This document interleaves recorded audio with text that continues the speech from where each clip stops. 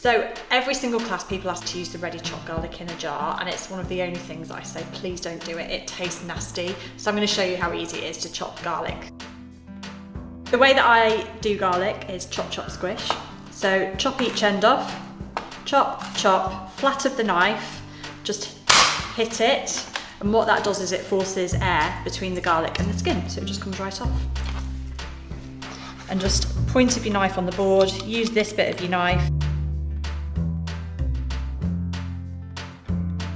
You can use it in a soup or a stew or anything where it's going to cook down and sort of melt away.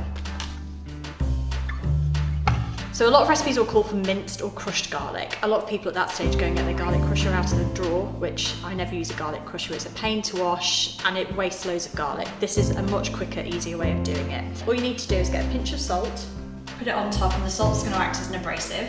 And then all you do is use the side of your knife, almost as if you're spreading butter, break down the garlic so it turns to mush.